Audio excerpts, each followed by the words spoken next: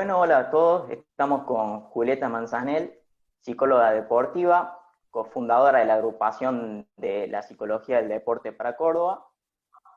Bueno, primero que nada, Julieta, queríamos agradecerte por tu tiempo y darnos la oportunidad de entrevistarte.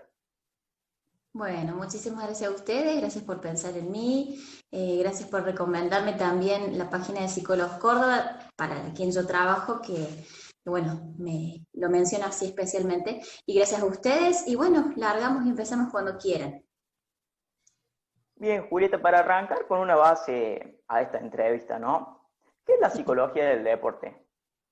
bien. Bueno, una definición simple que a mí me gusta dar siempre que doy una charla o algún simposio o lo que sea, es un área de la psicología, porque la psicología son muchas según su área, según su objeto de estudio, y el área de la psicología del deporte va a estudiar a las personas relacionadas al deporte o a la actividad física, las conductas, cómo piensa, qué hace, cómo se mueve y las actividades que realiza.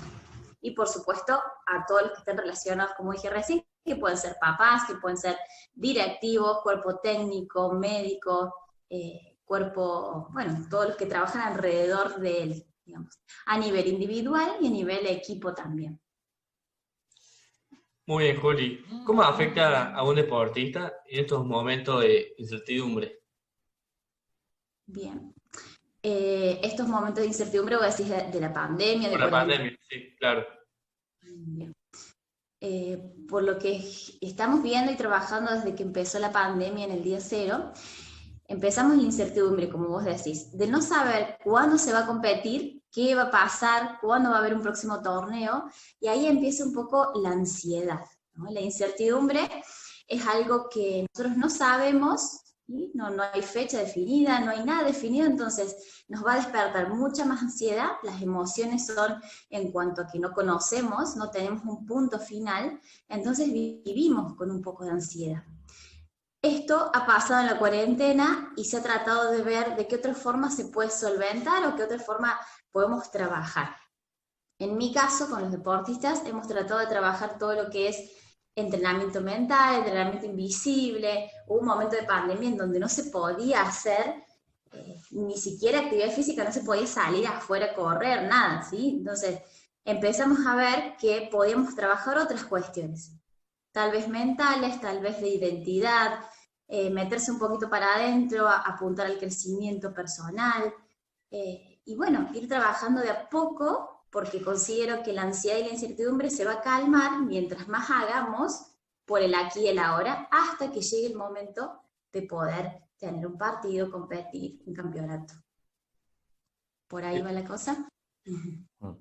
Juli, ¿qué te llevó a vos a estudiar esta carrera? ¿Por qué elegiste esta carrera? Bien, bien. Bueno, yo siempre hice muchos deportes, desde chica natación, handball, volei, fútbol, softball, natación competí mucho, hockey sobre patines me encantaba, entonces siempre estuve involucrada de alguna manera. En mi casa siempre, por ejemplo, el tele era fútbol, tenis, algo que tuviera pelotas, siempre nos relacionamos y nos gustó mucho el deporte, y bueno, desde chica comencé con ese gusto. Después más adelante empecé con la facultad, entré en el cursillo de ingreso, ya ahí mismo me presentaron las opciones que había, las áreas, como les dije recién, y la que más me llamó la atención en ese momento fue psicología del deporte. Y a lo largo de la carrera fui estudiando, preparándome, leyendo un poco de acá, un poco de allá, y haciendo prácticas ad honorem, ¿sí? Hice en fútbol de Belgrano, en handball, hice rugby en la U. Entonces fui transitando de a poco y abriéndome, ¿sí? Como al principio no es fácil, entonces uno tiene que ir buscando, investigando y posicionándose en diversas disciplinas y sobre todo ad honorem porque al principio no se reconoce mucho y no hay mucho presupuesto, hasta que, bueno, de ahí vamos creciendo. Y después ya, cuando me recibí, de acá hace unos años, ya empecé a hacer posgrados, eh, especializaciones y ahora estoy cursando el máster en psicología del deporte. Hola Juli, bueno, quería preguntarte, ¿cuál es la motivación que se le puede dar a un jugador en este momento de la pandemia? Bien, motivaciones. ¿Qué te emite? Las motivaciones, como yo siempre digo, es algo que nosotros debemos crear un proceso como algo construido. No es algo que por ejemplo, se despierta un día, ¿sí? Uno puede levantarse una mañana y decir, uy, hoy tengo muchísimas ganas de entrenar, correr, hacer algo, y eso, sumado en el tiempo, se va construyendo como algo paralelo, como un proceso continuo. Y acá me gusta diferenciar dos conceptos que por ahí son la base para entender motivación. Uno es la activación y la otra es la motivación. La activación mental es lo que nosotros decimos la adrenalina necesaria o la activación o la energía para competir, para salir a la cancha, por ejemplo. Una activación, una buena activación, podría ser, por ejemplo, una arenga. ¿Sí? Viste que al principio se juntan en el vestuario o hacen algún ritual, algo que les pueda traer energía, algo que se contagie, un discurso. Ese tipo de cuestiones son relacionadas a la activación, ¿sí? Que uno parece que está motivado, que por ahí le dice, uy, salieron remotivados. Eso por lo general sucede con una activación mental, y más si se hace en equipo porque se contagia y se comparte. Eso por un lado. Que también puede pasar en un gimnasio, que también puede pasar en otro tipo de pileta o campo, ¿no? Entonces se realiza según lo que se va a hacer en el momento, ¿sí? Es inmediata. Y después tenemos la motivación, que es algo que se viene construyendo, que se hace cotidianamente, ¿sí? Yo tengo, por ejemplo, pacientes que me dicen, bueno, ¿cómo trabajamos la motivación? ¿Qué te gusta hacer? ¿Cómo empezaste con ese deporte? ¿Qué es lo que te llevó a hacerlo? ¿Qué es lo que más te gusta de ese deporte? ¿Y qué es lo que menos te gusta? Por ejemplo, tengo una paciente jugadora de selección de fútbol y a ella no le gusta correr. Bueno, ¿qué hacemos? Que no le gusta correr. Empezamos a implementar técnicas motivacionales que a ella le permitían entusiasmarse un poco o prepararse mentalmente para poder correr. Y ahora te digo que hace unas pasadas increíbles, y no solamente porque se activó, tuvo una buena activación, ¿sí? Con algún ejercicio, sino porque en el transcurso de todo este tiempo, digamos, trabajado, lo hicimos a través del entrenamiento invisible, de la preparación, de indumentaria, ¿sí? Necesitamos buscar la creatividad y lo mental en cada paso y en cada día, con la planificación y según también nuestros objetivos, para mantener y sostener la motivación, ¿sí? Porque es complejo y es también de acuerdo cada deportista a la personalidad del deportista, a los gustos y el deporte, por supuesto. Bien, todos sabemos, ¿no?, la importancia de un entrenamiento físico en los deportistas. Eso es algo evidente. Pero, ¿qué tan importante puede llegar a ser un entrenamiento mental? Bien, bien. Para mí va paralelamente, a la par, digamos. Tanto lo físico, lo técnico, lo táctico y lo mental deben ir en un deportista o en un equipo paralelamente. ¿Por qué? Porque siempre, por ejemplo, nos llaman a los psicólogos cuando hay algún conflicto o cuando están quemando las papas, cuando se necesita no descender, por ejemplo. Entonces, siempre nos van a llamar por algo en especial. Lo que nosotros decimos es, hay que hacer un proceso paralelo para que cada uno pueda tener su rendimiento en un nivel equilibrado, para que se pueda sostener eso y para que no llegue a un nivel de conflicto total en donde es muy difícil después ir a solventar eso y encima en muy poco tiempo. Entonces, si hacemos paralelamente, como por ejemplo, si nosotros queremos agrandar cuádriceps y sostenerlo, trabajar esa parte muscular, ¿qué hacemos? Vamos al gimnasio por lo menos 3 veces a la semana, ¿sí? Una cantidad de horas, lo hacemos constantemente, porque si no se afloja, ¿sí? Entonces con lo mental es lo mismo, nosotros necesitamos entrenar ciertas habilidades y herramientas que les damos nosotros cotidianamente, porque si no también es como fácil de perderse, y más lo mental, y uno se deja llevar por un montón de cuestiones y después apela a lo mental, ¿sí? Entonces para mí, desde mi punto de vista, lo esencial, como hacen grandes países, bueno, tienen un psicólogo incluido en el cuerpo técnico, ¿sí? Adentro, cuerpo médico, y si no, asesora externo, como es en mi caso, que yo trabajo de manera externa, que por ahí me puede llamar un DT, ¿sí? O un médico, por ahí hacemos algo interdisciplinario, una nutri, o el mismo deportista, ¿verdad? Bien, Juli, ¿qué tan importante es la psicología en el deporte infantil? En el deporte infantil, bien, a mí me encanta esa área, infanto-juvenil. Estuve un tiempo en talleres trabajando en la parte de infanto-juvenil, hice un trabajo, una investigación de las familias de alto rendimiento, se llama un trabajo. Y ahí va también la cuestión y tu pregunta. Nosotros tenemos dos formas de mirar la psicología o el deporte en la infancia. Por un lado sabemos que es formativo, que necesitamos que los niños aprendan un montón de habilidades sociales y cuestiones de valores, solidaridad, compañerismo, cohesión grupal, un montón de cosas porque están aprendiendo a socializarse y porque son deportes de base que en la primera función a veces es recreativa y social. Pero también tenemos paralelamente los niños o las niñas que empiezan a hacer carrera deportiva, ¿sí? Entonces, en ese momento, el club o la institución en donde están se mueve en relación a normas de alto rendimiento. Y ahí empieza el tema, la cuestión. ¿Por qué no lo ponen? ¿Qué pasó con esto? Le exigen mucho, ¿sí? Las familias se tienen que adaptar a un ritmo de vida bastante fuerte, en donde hay horarios, hay rutinas, hay alimentación, y no solamente el deportista lo debe cumplir, sino todos, ¿sí? Lo tienen que acompañar. Y además se suma el fin de semana que está algún torneo, algún campeonato, y bueno, toda la familia se moviliza. Por eso son familias de alto rendimiento. Entonces, hay un poco de cuestionamiento en esto de que si son niños no tiene que ser competencia, no hay exigencia y tampoco hay alto rendimiento, pero desde mi lugar y desde donde yo he investigado y lo que he podido ver, se puede dividir ambos, ¿sí? Y se puede trabajar ambos y los niños sí pueden competir, pero también tiene que ir acompañado con una función paterna, materna y con el entrenador, ¿sí?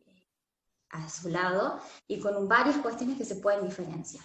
Entonces, es importante reconocerlo y también del objetivo que parte el niño o la niña. Si él quiere competir, si él se siente preparado, bueno, armemos una estructura para acompañar, ¿sí? Siempre y cuando parta de ese pequeño. Juli, ¿qué consejo le daría a los chicos que ya están estudiando esta carrera, bueno, y que quieren ser psicólogos del deporte? Bien. Si están estudiando, simplemente que empiecen a ver, a leer, a capacitarse. Nosotros también, por ejemplo, desde la agrupación de psicología, estamos dando capacitación continua, a veces workshops virtuales, online, y que todo empieza desde la lectura. Y yo empecé también desde la lectura, desde la práctica, el deporte. Hay muchas situaciones y experiencias que te lo das simplemente por hacer la práctica deportiva. Y después uno lo entiende porque también agarra lo teórico y empieza a relacionar. Entonces, está bueno hacer un deporte, o varios, está bueno también leer sobre eso, capacitarse, y después si uno se decide emprender en el área, que también hay mucho trabajo en eso. Así que creo que simplemente va a partir de uno, de tener la confianza y también la ética profesional para dedicarse a esa área y estudiar lo que se tiene que estudiar, ¿verdad? Porque no salimos de la facultad preparados para atender a un deportista. Y nosotros necesitamos hacer un camino extra, especializado en eso. Poli, te quiero preguntar, ¿los entrenadores deportivos tienen que ser psicólogos? Entrenadores, preparadores físicos, decís, profe de educación física. Sí. Sí. No necesariamente, ¿no? Para eso también nosotros nos dividimos, ¿no? Tenemos físico, lo técnico, lo táctico y lo mental. Si por ahí el entrenador está viendo cuestiones mentales dentro de su entrenamiento y planificación técnica, táctica, física, ahí sí nos llamaría a nosotros los psicólogos como asesor externo e interno. Y trabajamos paralelamente. Pero esto es como trabajar interdisciplinariamente. Si, por ejemplo, vemos un deportista que en los entrenamientos está bárbaro, ¿sí? Fluye, es el mejor, sobresale, resalta, va, busca pelotas, se mueve muy bien, pero llega el momento determinado que cuando lo tienen que poner en competencia en cancha, empieza a hacer, bueno, como si nada, o sea, se reconoce totalmente diferente a un deporte que viene entrenando bien, ¿sí? Entonces ahí que podemos inferir, o que tuvo un mal día, y si empieza a repetirse en el tiempo, podemos inferir, o que, bueno, ese día estaba mal, estaba desconcentrado, o no durmió bien, porque también ahí entra el entrenamiento invisible, no durmió bien, quizás tuvo un mal día, pero si eso se empieza a repetir, ahí podemos empezar a ver otras cuestiones mentales, que tienen que ver con, quizás, ¿no? Presión, ansiedad, nervios, falta un poco de cohesión grupal, confianza en él. Entonces hay muchas cuestiones que ahí el entrenador quizás no pueda leerla o no pueda implementar intervenciones. Entonces ahí sí, nosotros como psicólogos realizamos acciones y buscamos herramientas para eso. Bien, yo quería preguntar, ¿cuál es la causa más común que más se repite en un equipo o un deportista que lo hace recurrir a un psicólogo deportivo? Quizás en un equipo, dijiste, ¿no? En un equipo quizás lo que más se repita, ¿sí? Estadísticamente por ahí es lo que se dice, puede pasar un montón de cosas, ¿no? Pero muy general así, te respondo, lo que más pesa al momento de llamar a alguien en un equipo quizás sea un poco la desorganización, la falta de cohesión grupal, que por ahí se escucha. Hay un objetivo en común, pero cada uno tiene sus objetivos, ¿sí? Individuales, metas de cada uno, y a veces se dispersa y no todos trabajan para un mismo objetivo, porque tampoco se trabajó y se dijo ese objetivo, ¿no? Y se dividieron los roles y se buscaron papeles para que se sostenga algo grupal, entonces a veces empieza a haber disfunciones en ese sentido. Y también le agregamos un poco de conflictos personales, grupales. Entonces, la causa más general podría ser esa. Y otra de las causas es la que nosotros le decimos cuando nos llaman y que está todo, pero explotado, entonces empezamos a hacer algo rápido, si bien por ahí se puede salvar algo a último momento, pero es necesario un proceso, por eso te digo, para que no llegue a ese momento donde, por ejemplo, están por descender, en que no saben qué hacer, están desconectados, desmotivados, eso también es otra causa. Sí, los veo a todos los jugadores, por ejemplo, que están todos medio cansados, desmotivados, nadie le pone ganas, ¿sí? Entonces, eso, para que no llegue, ¿sí?, a ese punto, se pueden hacer varias cosas antes, que lleva su tiempo y su proceso, y por ahí no se pueden bancar mucho la plata, el presupuesto y todo lo que implica llevar adelante, ¿sí?, un psicólogo, eso ya es otra cosa, pero por lo general son esos, ¿sí? Conflictos grupales, falta de cohesión, desmotivación de los jugadores, o salvar a alguien que quizás está en una etapa fuerte, ¿sí?, para que no se vaya el descenso, o porque tiene que también rendir al máximo para ascender o ganar un campeonato sí o sí. Esas son las causas más frecuentes. Después de ahí, según el deporte y cada uno, hay un montón más. Bien, Juli, ¿qué importancia tiene el entrenamiento mental? Bien. Bueno, como decía recién, el entrenamiento mental es algo que va paralelo y que inicia el día cero para mí el deportista, como recién hablamos de infanto-juvenil, empieza ahí. ¿Por qué? Porque ordena al deportista, ¿sí? Lo que primero hago yo, por ejemplo, en mis sesiones o cuando voy a un grupo o a un taller grupal, lo que hacemos es empezar a ver cuestiones que primero desde lo básico arrancamos a organizar al deportista o al equipo. Entonces, ¿cómo lo organizamos? De acuerdo al entrenamiento invisible. El entrenamiento invisible, recuerdo que es todo lo que hacemos, quizás fuera de la cancha, fuera del campo, y que va a sumar y que le va a dar detalle en ese momento para hacer un plus, ¿sí?, para estar bien parado, para tomar buenas decisiones. Entonces es alimentación, hidratación, organización cotidiana, hábitos saludables, y todo lo que tiene que ver con higiene mental, cuidados, y todo eso va a hacer a que yo me cuide cotidianamente, el descanso, la recreación, ¿sí? Para que el día del entrenamiento o el día de la competencia pueda estar, ¿sí?, de 10. Estupendo. Entonces, lo que primero hago es organizarlo según eso. Después, lo hacemos en relación al objetivo que tiene cada deportista y cuáles son las metas o el plan de acción que debería tener para alcanzarlo. Entonces, trabajamos expectativas, trabajamos cuestiones que él puede manejar o no. A veces las expectativas son excesivamente altas y hay muchas metas antes, ¿sí? Entonces, por ejemplo, alguien que quiere hacer un torneo nacional necesita primero ser seleccionado, ¿sí? Entonces primero vamos a una meta ahí. Después vamos al provincial, después vamos a otro para adquirir un puntaje y recién nacional. Entonces hay ciertos pasos que se trabajan antes y además trabajándolo así vamos disminuyendo un poco la ansiedad y la incertidumbre por lo que va a pasar de acá a tanto tiempo y trabajamos con el ahora, con lo que se puede hacer ahora. Entonces, después de a poco le vamos agregando habilidades, y habilidades que en este sentido trabajamos concentración, motivación, trabajamos también toma de decisiones, y todo lo que tiene que ver con los aspectos psicológicos y las herramientas que necesitamos para trabajarlas, ¿sí?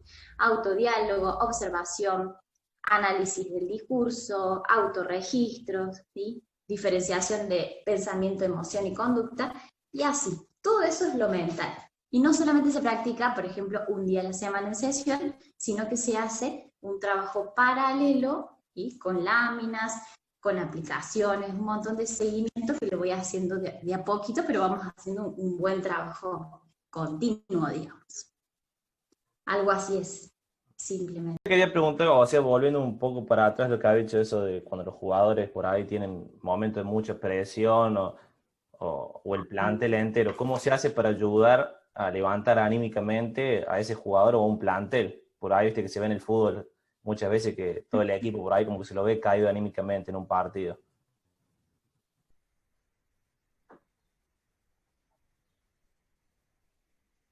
Bien. Bueno, en principio hay que ver qué tipo de factores están haciendo a que se disminuya el ánimo y que se desmotiven. Vamos a buscar qué factores vamos a ir. Primero nosotros como psicólogos vamos a observar el campo, analizar qué está pasando, por lo menos del lado de afuera, observacionalmente, y después, de manera individual y de pequeños grupos, vamos trabajando con lo que va surgiendo, es decir, la demanda o lo que emerge de eso. Entonces vamos buscando factores, si es ansiedad por algo que se viene, si es presión, de dónde viene también la presión, porque muchas veces la presión es puesta por los mismos deportistas, o muchas veces la presión es puesta desde el entrenador o desde la institución. Entonces vamos a ir distinguiendo qué tipo de presión y qué podemos hacer con esas presiones. Después vamos a ver qué está pasando con el grupo, si el grupo se transmite confianza o no, quiénes son los líderes, ¿sí? Porque a veces también buscamos a los líderes para que potencien, o como ellos tienen más llegada, entonces vamos trabajando también con ellos para que puedan hacer algo en relación al equipo, a los capitanes también, ¿sí? Desarrollamos características más fuertes en los capitanes, los ayudamos a potenciar. Mejoramos la comunicación, porque muchas veces también puede tener algo que ver con la comunicación verbal y no verbal, o sea, con el cuerpo. La dependencia, la autodependencia que haya entre los jugadores y el entrenador.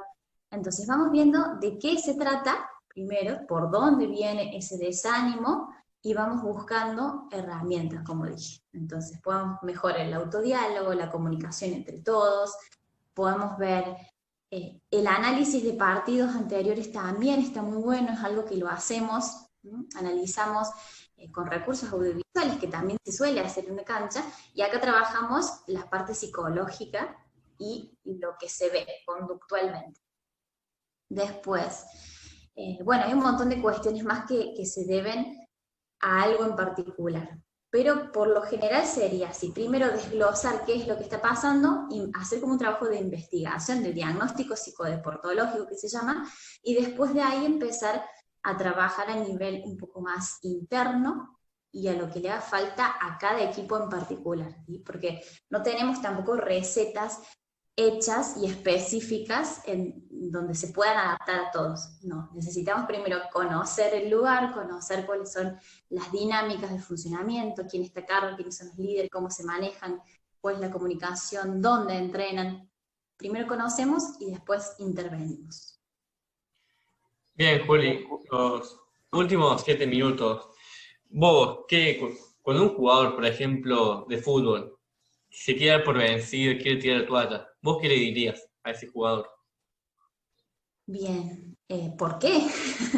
¿Sí? Primero trato de ver por qué. A veces lo que pasa mucho en fútbol y en realidad en todos los deportes es que vemos que en vez de descansar un poco, ¿sí? En vez de parar un poco la pelota, como quien dice, y decir, a ver, ¿qué me está pasando? ¿Qué hago? Se decide muchas veces tirar todo, dejar.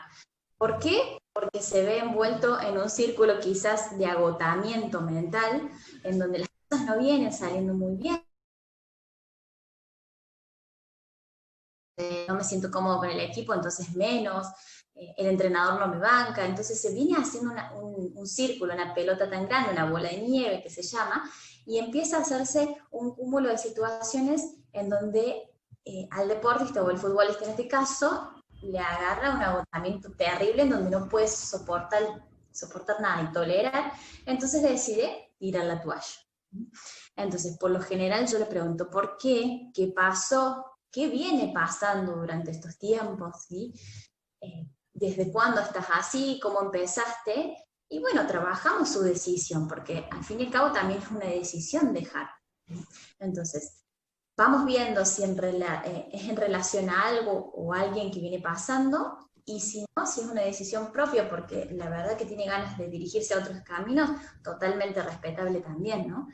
Pero si es algo inmediato, y sobre todo llevado a cabo a partir de ciertas situaciones repetidas que producen el agotamiento y el desgano, trabajamos en relación a eso, para que sobre todo se tome un tiempo, lo procese y después pueda decidir mejor. ¿Sí? Porque ustedes saben también que las decisiones que nosotros tomamos, influidas inmediatamente por emociones o por una situación muy fresca, ¿sí? A veces son medias arrebatadas, un poco impulsivas. Entonces lo que yo trato de hacer siempre es que nos tomemos el tiempo, lo procesemos, lo analicemos, veamos qué pasó para que hoy estés así, y después tomamos una decisión.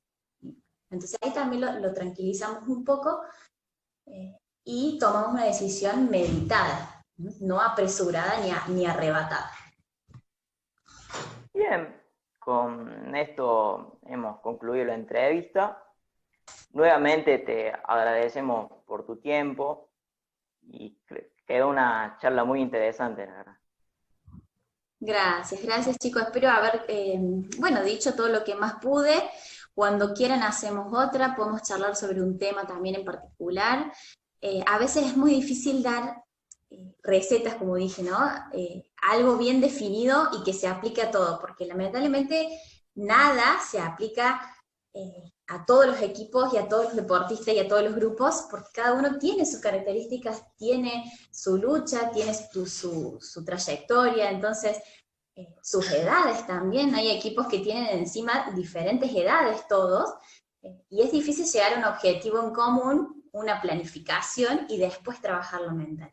Entonces, no hay recetas para nada, no hay cosas mágicas, pero sí yo les recomiendo que siempre que puedan tener un proceso mental, trabajar para la mente, para el deporte, para potenciar, para trabajar frustración, ansiedad, para organizarse simplemente, que no duden en llamar a un psicólogo, porque es la clave, ¿sí? Es la clave.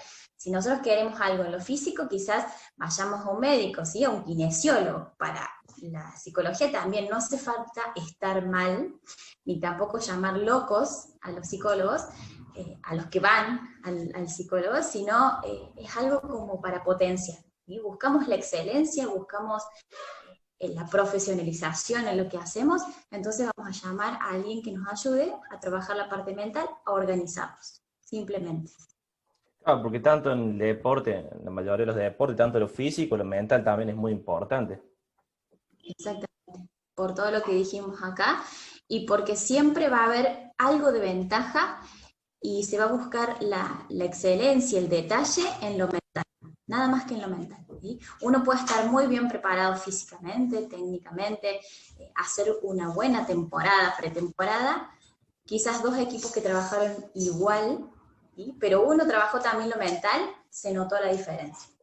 Ahí está también en los jugadores, cuando uno dice, ¿qué está pasando con este que hace todo bien, que no falta nunca el entrenamiento, que tiene, no sé, un estado físico increíble, pero a la hora de definir, a la hora de trabajar las emociones, ¿sí? Pasa algo? Simplemente lo mental. Y no significa que ese jugador esté mal, que esté loco o que le falte algo, simplemente que necesita organizarse, trabajar lo mental y listo. Claro. Bueno, Juli, bueno, muchas gracias por tu tiempo de vuelta y iremos a hacer otra entrevista. Bueno, muchas gracias a ustedes por tenerme en cuenta. Y bueno, hasta la próxima entonces. Nos Muchas vemos. gracias, Juli. Un abrazo Muchas a gracias, todos. Juli.